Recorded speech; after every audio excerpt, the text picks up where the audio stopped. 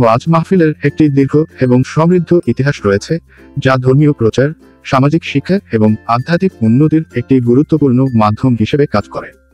ওয়াজ মাহফিলের উৎপত্তি এবং বিবর্তনকে কয়েকটি ধাপে বিশ্লেষণ করা যেতে পারে। 1. প্রাথমিক পর্যায়, ইসলামের আগমন থেকে মুঘল আমল। ইসলাম বাংলাদেশ আসার পর থেকেই স্থানীয় আলেম ওলামারা ধর্মের বাণী প্রচারে ওয়াজ মাহফিলের প্রচলন শুরু করেন।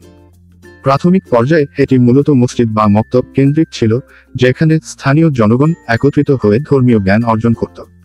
মুঘল আমলে এর ব্যাপকতা আরও বৃদ্ধি পায় যখন ইসলাম ধর্ম সমাজের গভীরে প্রবেশ করে এবং স্থানীয় শাসকরাও ধর্মীয় শিক্ষার পৃষ্ঠপোষকতা করেন।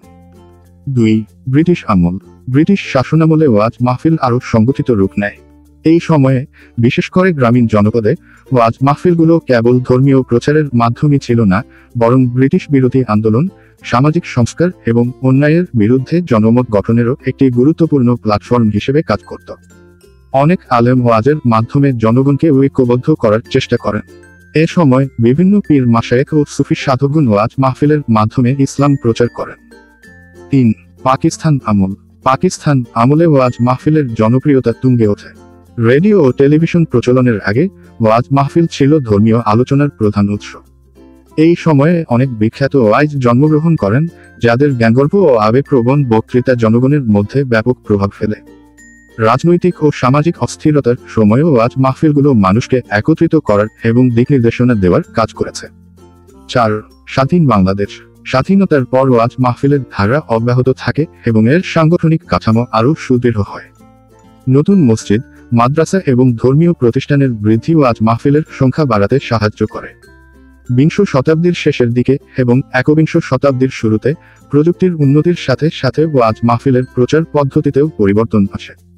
মাইকের ব্যবহার, ক্যাসেট, সিডি এবং পরবর্তীতে ইন্টারনেট ও সামাজিক যোগাযোগ মাধ্যমের মাধ্যমে ওয়াজ মাহফিলগুলো আরও বেশি মানুষের কাছে পৌঁছাতে শুরু করে।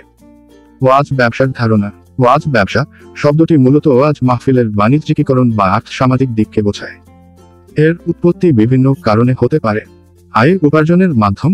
অনেক আলেম ও আয়োজকদের জন্য ওয়াজ মাহফিল একটি আয় উপার্জনের মাধ্যম হয়ে উঠেছে। বক্তাদের উচ্চ পারিশ্রমিক, মাহফিল আয়োজনের খরচ এবং চাঁদা সংগ্রহের মাধ্যমে অর্থ সংগ্রহ করা হয়।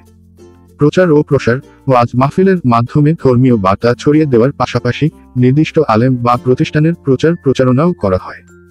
প্রতিযোগিতা। জনপ্রিয় ওয়াইজদের চাহিদা বৃদ্ধির সাথে সাথে তাদের পাওয়ার জন্য আয়োজকদের মধ্যে এক ধরনের প্রতিযোগিতা দেখা যায়, যা অনেক সময় পারিশ্রমিক বাড়িয়ে দেয়। প্রযুক্তির প্রভাব। ইন্টারনেট ও ইউটিউবের মাধ্যমে ওয়াজ মাহফিলগুলো বিশ্বব্যাপী ছড়িয়ে পড়েছে, যা একদিকে যেমন ধর্মীয় প্রচারের সুযোগ করে দিয়েছে, তেমনি অন্যদিকে এর বাণিজ্যিক সম্ভাবনাও বাড়িয়ে দিয়েছে। বর্তমানে ওয়াজ মাহফিল বাংলাদেশের ধর্মীয় ও সামাজিক জীবনের একটি অবিচ্ছেদ্য অংশ। এটি একদিকে যেমন ধর্মীয় জ্ঞান বিতরণ ও আধ্যাত্মিক প্রেরণার উৎস, তেমনি অন্যদিকে এর বাণিজ্যিক দিক নিয়েও সমাজে বিভিন্ন আলোচনা ও বিতর্ক বিদ্যমান।